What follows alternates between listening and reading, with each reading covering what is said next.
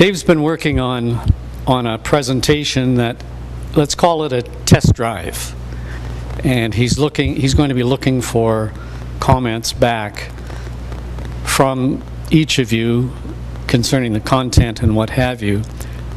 It's a speakers bureau where members would go out to the community and make presentations to a targeted crowd of people. And so we're looking at having a master set of slides that perhaps need to be changed, embellished, simplified, whatever. But I'm going to leave Dave to talk to the future Speakers Bureau. It's a new program for us.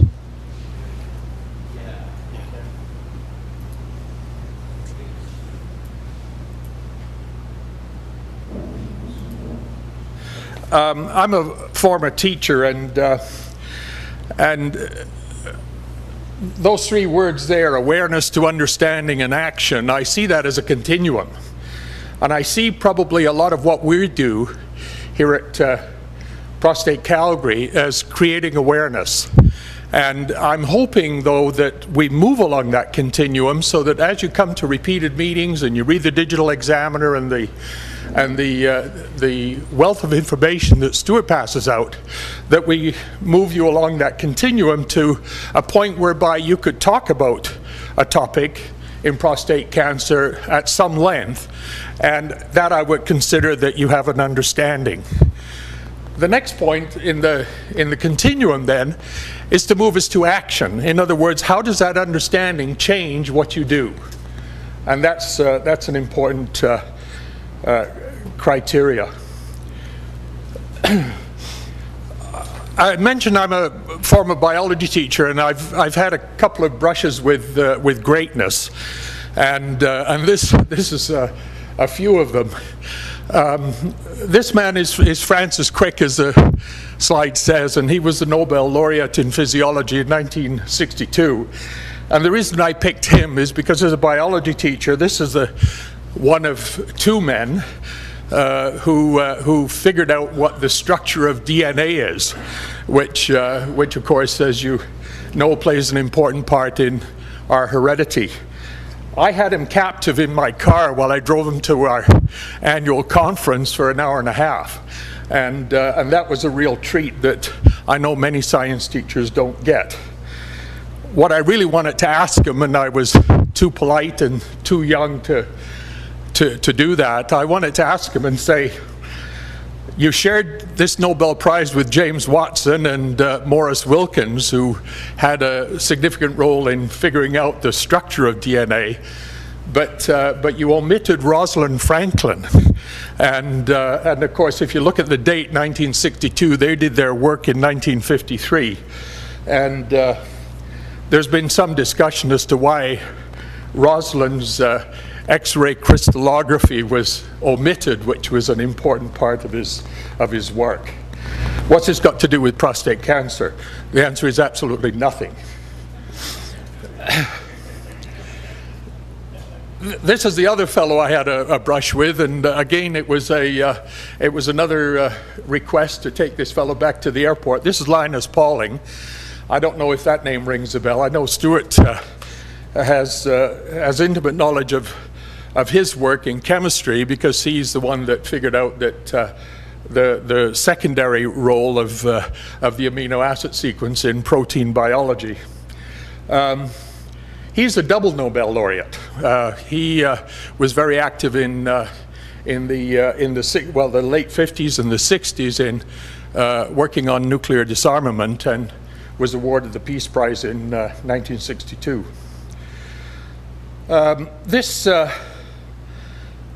This fellow is someone you're more likely to know, and of course he's one of Canada's premier astronauts. He's spent more time in space than anyone else, and that's me standing beside him at the occasion of his name being put to the latest high school up in northwest Calgary. He's currently Chancellor of the University of Calgary. More importantly, he was my biology student, in grade 12. And since I did an incredible job in biology, he went on to mechanical engineering and got his got his bachelor's, and then did his master's in mechanical engineering, and then that wasn't enough. He went to McGill University and got his MD. And you think, well, that would round a person out pretty well, but no, not so. He went to Sloan School of Business and subsequently got his Master's of Business Administration. This fellow doesn't know when to stop going to school, clearly. Anyway, it was a real delight to see him. I've seen him at conferences a number of times, and it's always good to see Bob Thirsk. Anyway, that's it. So let's get back to prostate cancer.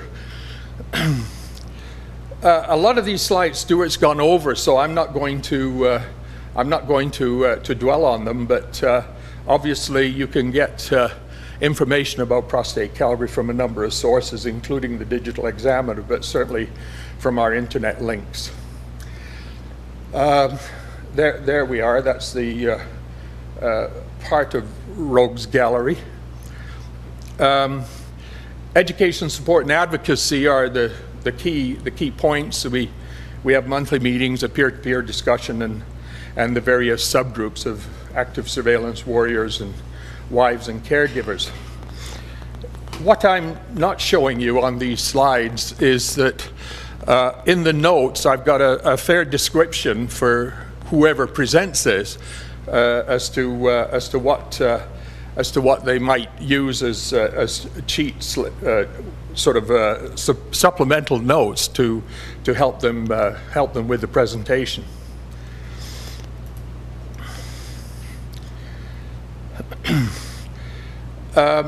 The only point here I'd make is our symposium, and I put a question mark beside annual. We had a very successful symposium with over 200 people, March 28th at the Grey Eagles Hotel and Resort, and that was the feedback we got from that was very good, and certainly well worth the effort that the board and others put into to putting this on. The question is, should it be annual? And that's a question if you've got any thoughts on that, if you were there, perhaps you could pass them on to any of the board members.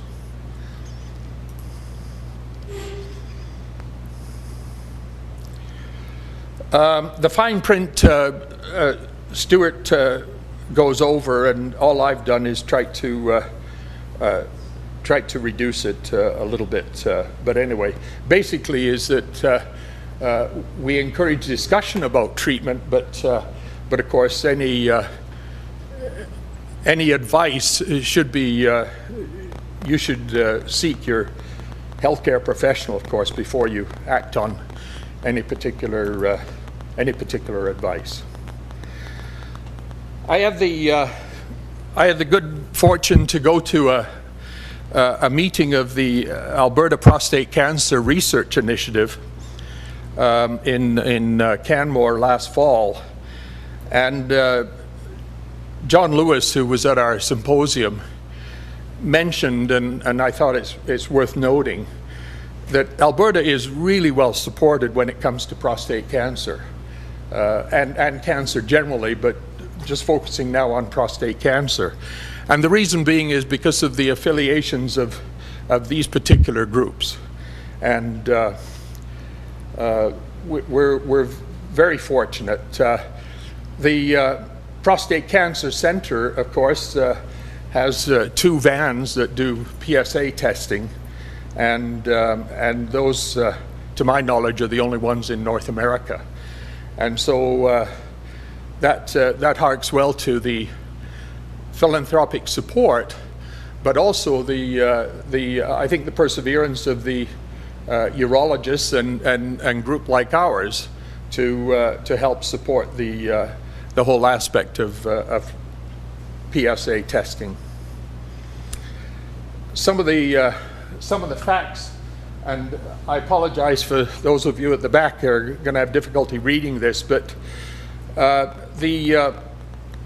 even though we have 2,500 men diagnosed every year in Alberta, and the OV should come out, because it's not those of those 2,500 that are diagnosed are going to die.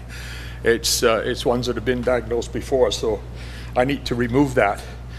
The importance is that the incidence of prostate cancer deaths is in fact falling, and that's largely due to early diagnosis and of course treatment.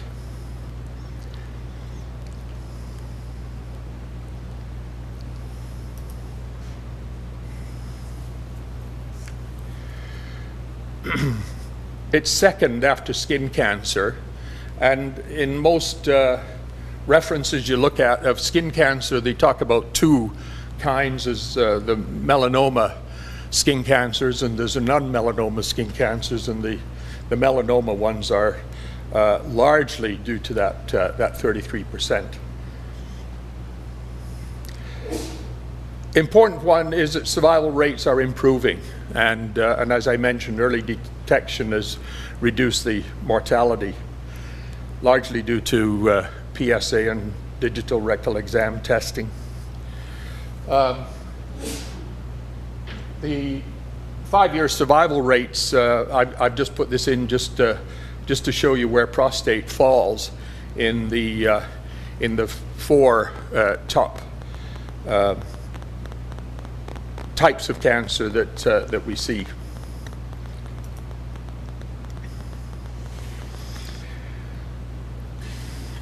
Most, of course, is it's slow growing, and a 3-month wait doesn't affect the outcome. The risk factors, certainly age is one, obviously, and family history.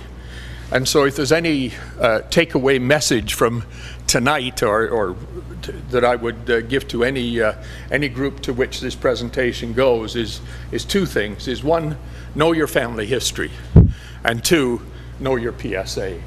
And your annual checkup should, if you're 50 certainly, include a digital rectal exam.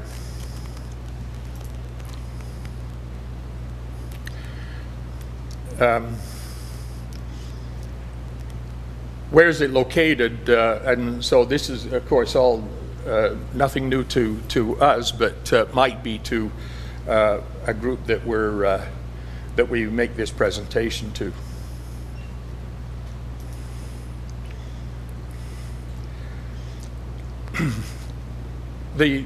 Often there's no symptoms, but in advanced stages you do get these symptoms of problems with urine and blood in the urine or semen, and of course pain on ejaculation.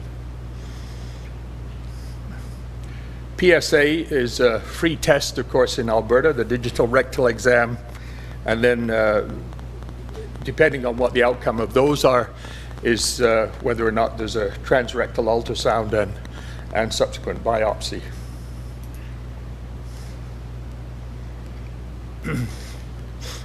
Digital rectal exam typically finds about 25% of prostate. What the doctor's saying, he says, if you'll kindly relax your sphincter, I'd be happy to write you a prescription for the enlarged prostate. There's one more joke that I hope you won't find too offensive, and that is a fellow goes in for his digital rectal exam, and he says to the doctor, he says, where should I hang my slacks? And the doctor says, oh, just put them on the rack over there by mine. He says, that wasn't the answer I was expecting. Apologies.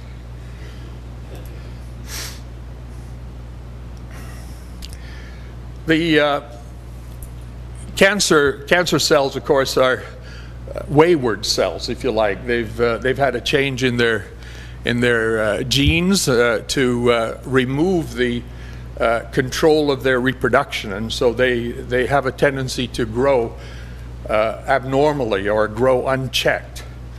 And if they stay within the prostate gland, then everything's fine, although there may be problems with urination, etc., depending on where the cells are. But once they spread, that is the issue.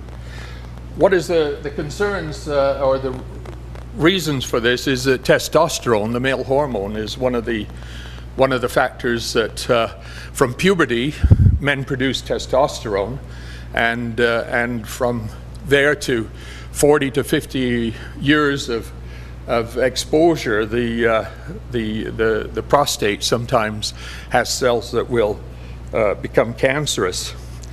The more serious one, of course, is gene mutations. The hereditary prostate cancer number 1 and the breast cancer genes number 1 and 2 are really the ones that typically produce the aggressive or the prostate cancer that's most likely to metastasize.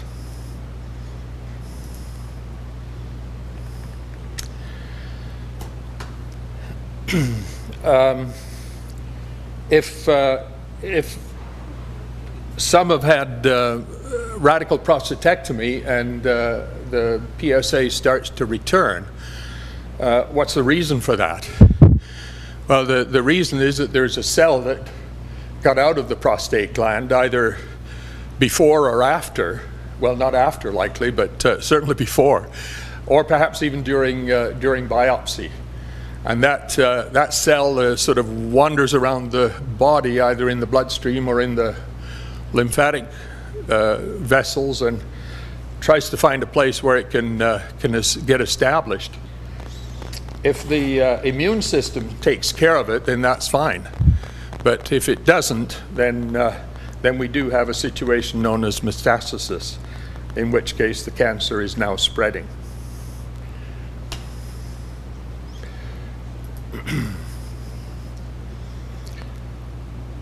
What is a biopsy, and what does it look like? And here I've got a picture. I guess my pointer's not showing, is it?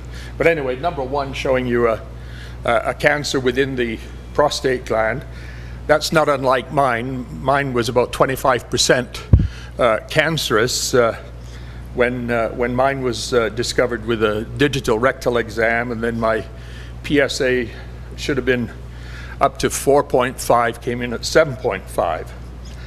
The Gleason score, of course, is important, and my Gleason score came out at 3+4 that you see down in number 3 there, and that is indicating that it's moderately fast growing.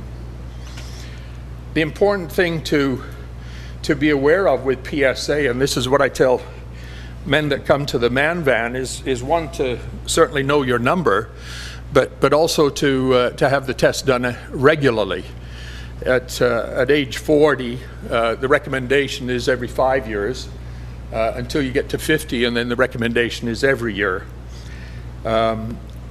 Unless those men at age 40 have a father or an uncle or a brother who's had prostate cancer, and then the recommendation is that you have it done every year. Velocity, of course, is how fast is the PSA level changing. What are normal PSA ranges? And this obviously indicates that it goes up as you age.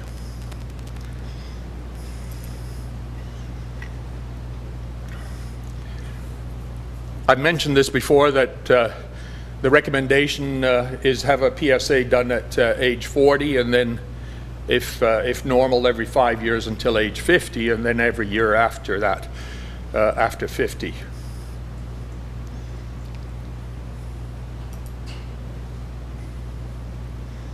Some of the treatment options, of course, are active surveillance, whereby you have regular PSA tests, but no medical intervention, perhaps other than perhaps a biopsy periodically. Androgen deprivation therapy is to remove the influence of the testosterone, which is causing the cells to become cancerous. I think they're doing both open and robotic prostatectomy here at the Southern Alberta Institute of Urology. I don't think they're doing cryotherapy, though, are they? I think, are they doing cryotherapy? Oh.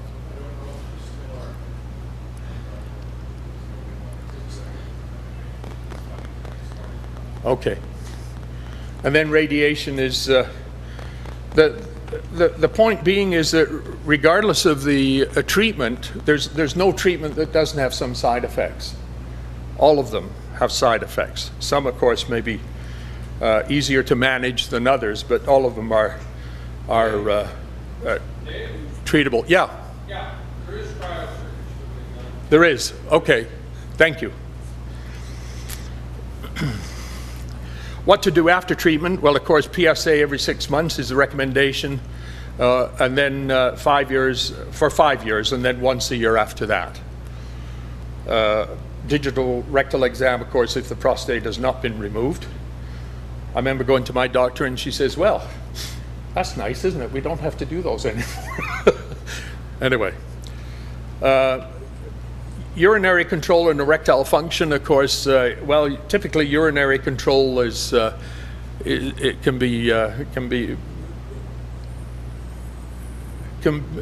may return or may not, depending on what's happened to the sphincter that's remaining, if the well, either with radical or with surgery.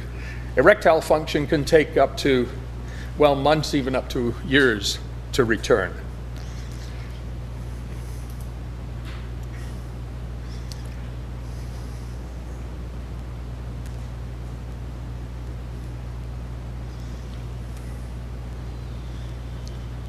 So there is sort of ways to deal with both the incontinence and the erectile function. How do you know if the cancer returns? Well, of course, the PSA rises, and if there is a prostate, then there's changes to the digital rectal exam, and of course a biopsy would confirm that if the prostate is still there. Imaging and scans are often used. The takeaway message, of course, is take charge of your health care, pay attention to the warning signs, and maintain a healthy lifestyle, know your family history, consult your physician regularly, and get your PSA blood tests. A number of places where one can go for information. Of course, here our own PCCN Calgary.org website, as well as the Prostate Cancer Centre here in Calgary, and then there's Prostate Cancer Canada, and the Prostate Cancer Research Institute is out of the United States. They hold an annual conference, and I've said this at previous meetings that I had the fortune to go there a couple of years ago and found it to be one of the best conferences I've ever attended. There's a prostate blog, Cancer Canada, of course, and others. That's it.